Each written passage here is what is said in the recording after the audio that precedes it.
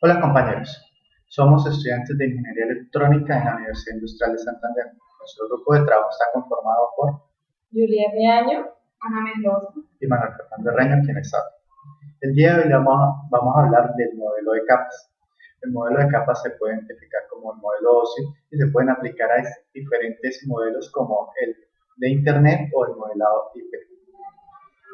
El modelo de capas nos permite de forma rápida y sencilla acceder a cada capa de un sistema en general para analizarla, mirar si presenta errores, qué tal es su funcionamiento y no tener que usar todo el sistema en general para ver qué está pasando. Para esto vamos a usar Simulink, que es una herramienta de MATLAB que nos permite usar bloques para hacer las diferentes simulaciones y usar los diferentes elementos que necesitemos.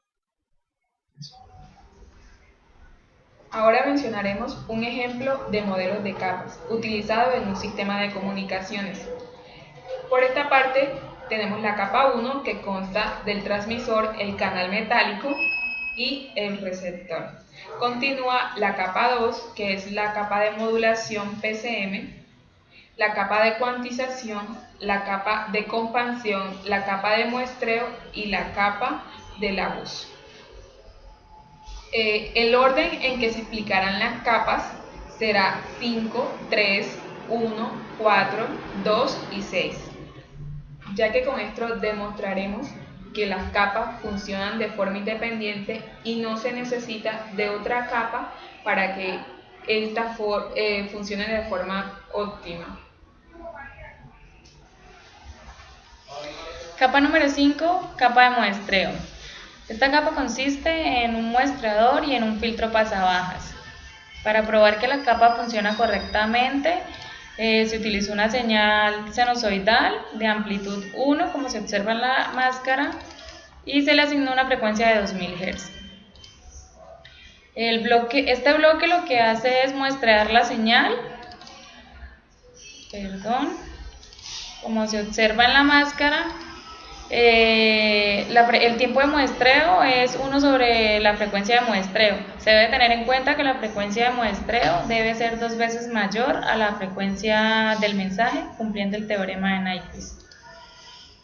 Después de la señal ser muestreada, entra el filtro. La funcionalidad de este filtro es recuperar la señal.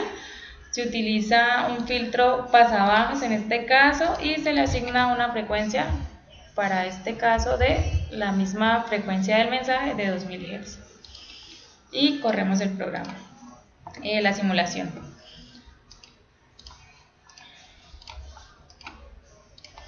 Como se puede observar, aquí tenemos la señal de entrada, mi señal muestreada y la señal a la salida del filtro. Si se dan cuenta, la señal de entrada es de 1 de amplitud y la de salida presenta una atenuación y no es exactamente igual, esta es de 0,6. Esto sucede porque aquí cuando al filtro pasabajas le asignamos la frecuencia de corte, debemos tener cuidado y asignarle una frecuencia ligeramente mayor a la frecuencia del mensaje. Debido a que cuando la frecuencia de corte del filtro es igual a la frecuencia del mensaje, la señal no pasa por la banda de pasos, sino la rechaza. Entonces, por eso es que se presenta la atenuación. Entonces, le vamos a asignar 3000 de frecuencia, 3000 Hz de frecuencia, y vamos a correr el programa. La simulación, perdón. Como observamos, tenemos la señal de entrada de 1 de amplitud, mi señal muestreada y ya finalmente la señal a la salida del filtro, que también es aproximadamente 1 de amplitud. Podemos decir que la capa está funcionando correctamente. Capa número 3, capa de cuantización. La función de esta capa es cuantizar nuestra señal en niveles. Entonces, como la señal es de 8 bits, nuestra señal estará de 0 a 255. Para mostrar el correcto funcionamiento de la capa, utilizamos la señal que ya fue muestreada, que es esta que tenemos acá, de amplitud 1. Este bloque lo que hace es que a cada nivel le asigna un código binario de 8 bits. Entonces la señal entra al codificador Después, mediante un protocolo, pasa por el decodificador, que es el que se encarga de leer la señal codificada y decodificarla para que pueda ser leída. Le damos aquí en la máscara del codificador y tenemos aquí la amplitud y el valor de los bits de la señal, que en este caso son 8. Lo mismo en el decodificador, el valor de la amplitud y 8 bits. Corremos nuestra simulación. Como pueden observar, aquí tenemos nuestra señal antes de entrar al codificador, o sea, nuestra señal que ya fue muestreada. Aquí tenemos nuestra señal después de ser codificada. Cada nivel toma un código, se le asigna un código binario de 8 bits. Y aquí ya tenemos nuestra señal después de ser codificada. Como se puede observar, las señales son iguales. Y el bloque o la capa funciona correctamente. Bueno, ahora se mostrará la capa 1. La capa 1 lo que busca es emular un sistema de transmisión de datos. Esta capa está compuesta por el bloque de transmisión, canal metálico y receptor. Ahora procederé a mostrarles los valores que se tuvieron en cuenta a la hora de crear el transmisor. La ganancia de transmisión será de 20, el ancho de banda del equipo de transmisión será de 10 megas. El canal metálico está compuesto internamente por una ganancia, se le adiciona ruido blanco gaussiano y finalmente se pasa por un filtro la señal para asignar una banda de paso, una banda de transmisión. Finalmente la señal llega al receptor, que está compuesto por los siguientes bloques: por una ganancia y un decisor de umbral, que el decisor umbral es la parte principal del receptor, ya que esta verá si se está enviando un 1 o un 0.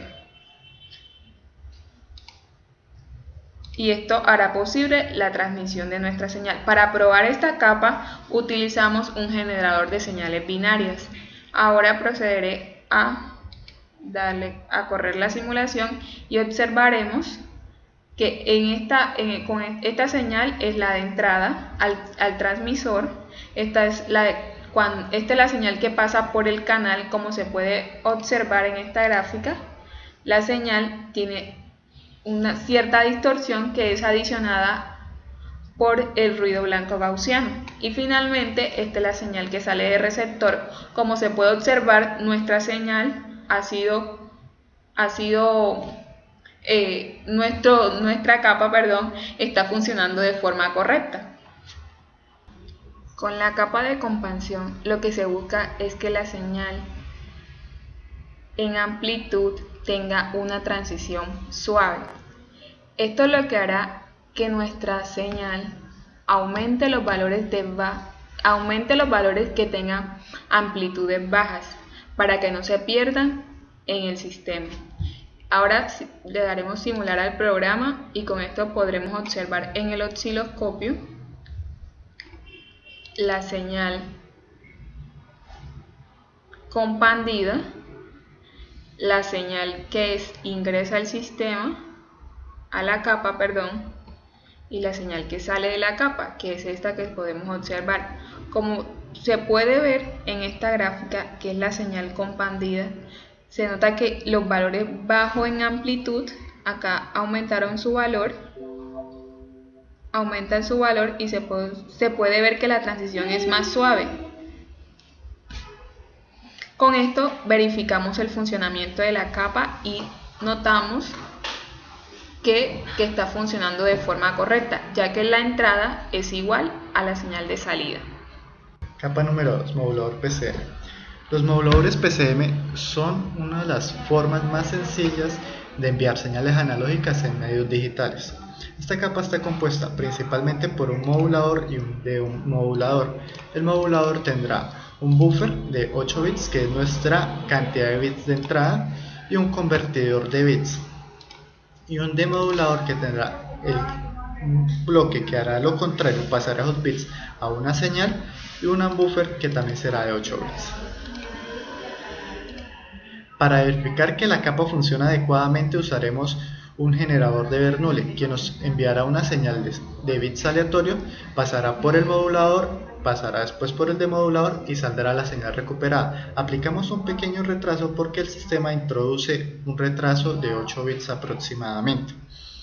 Corremos la simulación y podemos ver cómo los bits de entrada y los de salida.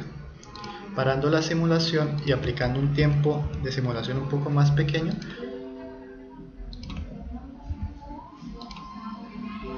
podemos ver que la señal de entrada es idéntica a la señal de salida, sin ningún retraso. Capa número 6, capa de voz. En esta capa encontraremos la entrada y la salida del sistema de voz. Hay que tener en cuenta que la voz humana va aproximadamente de los 20 Hz hasta los 20 kHz. Para tener un buen desempeño se recomienda usar un ancho de banda máximo de 4 kHz o un poco más. Esto con el fin de no generar un ancho de banda muy grande. Les mostraré la entrada de una voz que ya hemos grabado previamente y se extraerá su audio en un archivo .wav. Al correr la simulación podemos ver que la señal de voz es técnicamente estocástica, no tiene una continuidad muy predecible. Además también se podría usar un micrófono y una salida de parlante para grabar en vivo, pero pues es más práctico haber hecho una grabación previamente. Paramos la simulación y esto es todo lo de la capa. Para la parte final del video vamos a unir todas nuestras capas y hacer un solo sistema. Como ya hemos explicado anteriormente, está capa sobre capa y no debería tener ningún problema si analizamos una o la otra. Vamos a usar una señal de entrada de una voz pregrabada de 44.100 Hz. La pasamos para un filtro, puesto que estas señales en audio son de tipo discreto. Pasamos para un filtro para que sea continuo. Vamos a calcular su rata de bits, que va a ser más o menos el 705.000 bits por segundo, y un ancho, una tasa de muestreo de 44.100 para que el sistema no tenga mayores pérdidas. Pasa por el canal metálico y al simular podemos ver el diagrama de Ohm. Nuestro diagrama de Ohm está bastante abierto y nos da que su atraso es aproximadamente 800 nanosegundos o 1 sobre 2 veces la rata de bits. Y el filtro final va a ser esto, la frecuencia de muestreo a la mitad.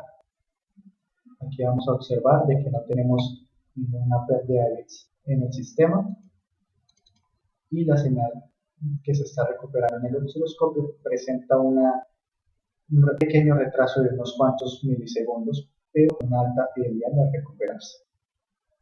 Esto ha sido gracias, eso es todo, gracias a ustedes por su atención prestada. Nos despedimos. Esperamos que el video haya sido de mucha ayuda para ustedes y gracias por su atención. Que el objetivo se haya cumplido de haber mostrado que implementar el sistema modelo de capas es una acción que permite detectar errores sin necesidad de empezar a buscar en qué parte de todo el esquema está el error, sino capa por capa, ir conectándolas, probándolas y ya hacer la conexión final.